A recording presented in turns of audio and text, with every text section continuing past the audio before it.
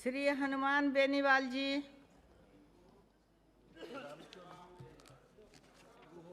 चला गया मेरा कागज है। 40 है 40। बोलिए, समय समझ मत बताइए। सदन में आज संविधान एससी और एसटी आदेश दूसरा सदन विधेयक 2022 पर चर्चा हो रही है।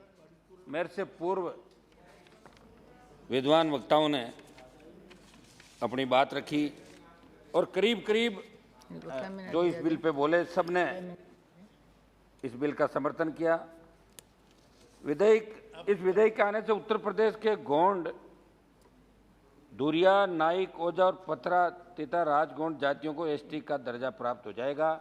जो पहले नहीं वो इसी की उपजातियां। सुनो, इसके साथ आप अपना बोलिए, प्राइवेट इनका, ठीक है। इस संदर्भ में आपने पूरा पढ़ा नहीं साहब? नहीं, पूरा इधर बोलिए, अपना बोलिए, नहीं तो टाइम खत्म हो जाएगा। इस संदर्भ में साथी सदस्यों ने विस्तार से अपने अपने विचार रखे। सभापति महोदय, आरक्षण को लेकर देश के अंदर मैं इस बिल में जो आप ये करें इसका तो समर्थन करता हूं, लेकिन आरक्षण को लेकर इस देश के अंदर बहुत से आंदोलन हुए। समय समय पे कई नौजवान पुलिस की गोलियों के शिकार हुए।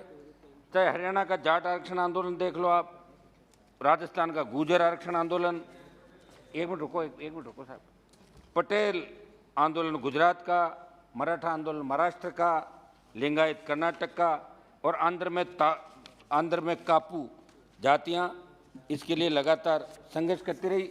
मेरी मांग है कि इन लोगों को भी, क्योंकि प्रधानमंत्री जी हमेशा ये बात कहते हैं कि सबका साथ सबका विकास, तो इस पर भी सोचो। और हरियाणा, यूपी, दिल्ली सहित 9 स्टेट के जाटों का, जो हमारे धौलपुर भरतपुर के जाट भी राजस्थान के अंदर, बाकी जाटों का आरक्षण दिल्ली में है, उनको नहीं है, तो उनको भी दिल्ली के अंदर जिन प्रदेश का खत्म किया, धौलपुर भरतपुर के जाटों को भी दिल्ली सरकार केंद्र की नौकरियों के अंदर आरक्षण दर में मांग करूंगा कि ओबीसी, एससी, एसटी के अंदर आप बार बार, जैसे एसटी का त्रिपुरा का बिल था, ये उत्तर प्रदेश का है, आप हमेशा नए नए बिल लाके और एक एक जातियों को कहीं एससी से एसटी में डाल रहे हो, एसटी से उसमें वापस एससी में डाल रहे हो, कोई ओबीसी में डाल रहे हो, ओबीसी से अलग कर रहे हो। तो मेरा निवेदन है कि एक ऐसी कमेटी आप बनाएं जो एक ही साथ तमाम सर्वे करा के देश का कि किन किन जातियों को कहाँ कहाँ आपको रखना है।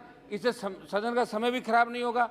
और आप जब सरकार के अंदर आए थे तो हमेशा एक बात कही थी, जब एनडीए की सरकार बनी, कि यूपीए का समय जो फालतू के बिल लाए, कानून लाला के जो रिकॉर्ड बनाए थे, उनको खत्म करेंगे, रिपील करेंगे। ये बात आपने कही। तो मेरा ये निवेदन है कि ऐसी कमेटी बना के तमाम देश का सर्वे कराकर आपको ये करना चाहिए। इस बिल का मैं समर्थन कर रहा हूँ। सभापति महोदय, समाज के कमजोर वर्गों में सबसे प्रतिकूल स्थिति अनुसूचित जातियों, अनुसूचित जनजातियों की, और संविधान में इन जातियों के बहुमुखी विकास को सुनिश्चित करने और उनकी सभी प्रकार के शोषण से रक्षा करने के लिए प्रावधान बनाए हुए।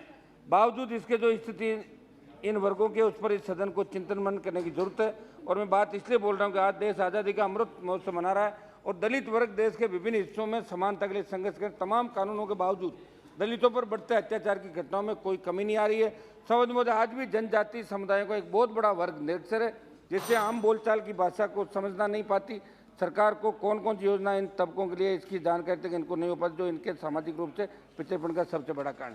सभापति महोदय, एक आध मिनट मेरी बात समाप्त कर रहा हूँ।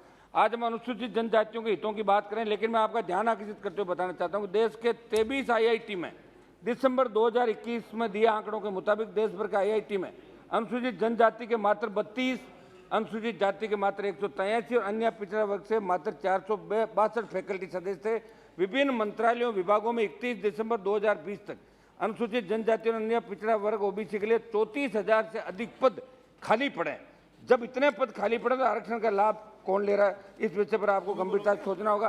सभापति महोदय, राष्ट्रीय सांख्यिकी कार्यालय NSO द्वारा तैयार किए गए ग्रामीण भारत में कृषक परिवारों की स्थिति और परिवारों की भूमि परिस्थितियों का मूल्यांकन 2019 सर्वे करवाया था, जिसमें आंकड़ा है कि देश के 17.24 करोड़ ग्रामीण परिवारों में से 44.4% परिवार अन्य पिछड़ा वर्ग ओबीसी, 21.6 अनुसूचित जाति, 12.3% अनुसूचित जनजाति के। इसी सर्वे में दर्शाया कि एक कृषि परिवार हर महीने औसतन मेज 218 रुपये 218 रुपये कमा पाता है।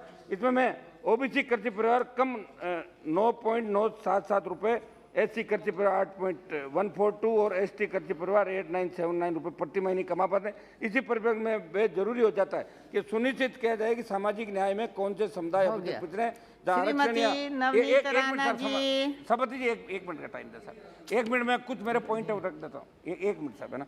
तो अभी तक पिछड़े जहाँ आरक्षण या अफर्मेटिव एक्शन का लाभ पहुंचाया जाए, लेकिन विडंबना है कि सरकार ने जातीय जनगणना कराने से इनकार कर दिया। केंद्र ने सुप्रीम कोर्ट से कहा कि पिछड़े वर्गों की जाति आधारित जनगणना प्रशासनिक रूप से कठिन और दुष्कर, इसलिए मेरी मांग है कि विकास की दौड़ में पिछड़े समुदायों की जल्द से गिनती हो ताकि सामाजिक न्याय उन लोगों तक पहुंच जाए।